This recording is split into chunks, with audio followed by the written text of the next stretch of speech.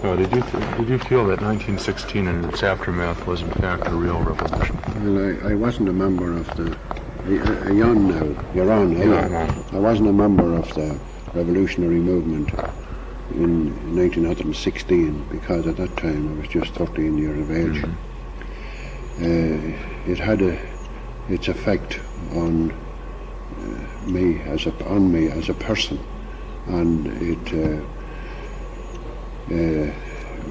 as a result of the decisions taken by the British government after the rising, it had an effect on myself and others of my age and class in this country. And a great number of the young people in Ireland turned their thoughts towards a revolution, a war against the British to secure the independence of our country. I joined the IRA, Irish Volunteers, in 1919. I was then 16 years of age. I joined the local company where I lived at Navan. I was asked to join by a neighbour, person who lived beside me, who was already a member, and was told by him that because I had received some further education than he had and others like him, that I might be of great use to the movement. On entering the movement, I entered the local company of the Irish Volunteers, as they were then known. They had a company captain, 2 lieutenants, and the company was organised in small units of sections within the company. I was just a private, and I attended for the following year at each training parade of the company itself, and I also attended at weekend training camps held in disused houses, empty houses in the locality, at which ex-British soldiers trained us in the use of arms, in tactics, and in rudimentary military knowledge. I, in common with the company and the other surrounding companies, took part in all the activities of the area, the burning of empty RIC barracks, the lying in ambush for small military forces, and other activities of that character, the blocking of roads for where a barrack was attacked, and the administration of the local government services set up by the Republican government that was established in 1919, and also we assisted in the administration of justice, as the Republican government's Department of Justice was slowly taking over the administration of the courts in the pre-1921 period. I, during that period, was an active member of the volunteers. I became the company captain of the company in which I lived, and I was also, prior to the 11th of July 1921 and subsequently into the year of 1922, the Brigade Intelligence Officer.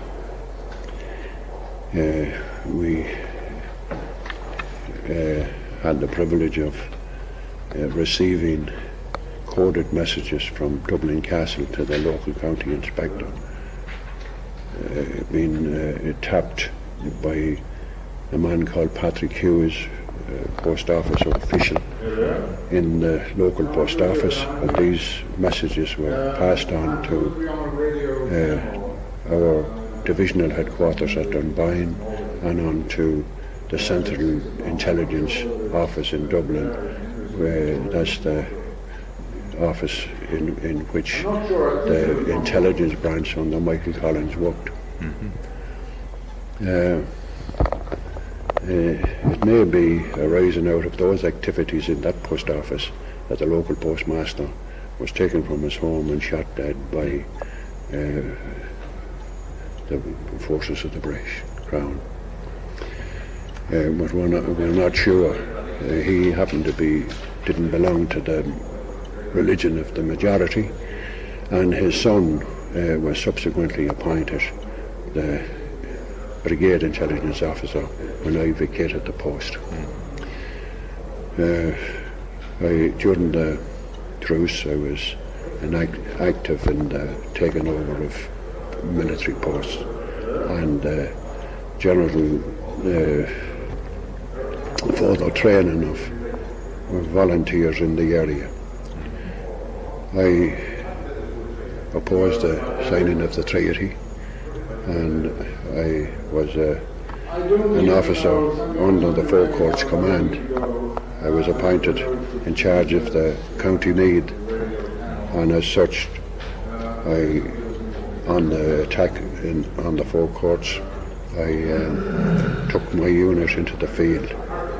We were armed with 11 service rifles, Lee Enfield rifles, that I took from the British troops at Navan earlier on, of course, and about 11 or 12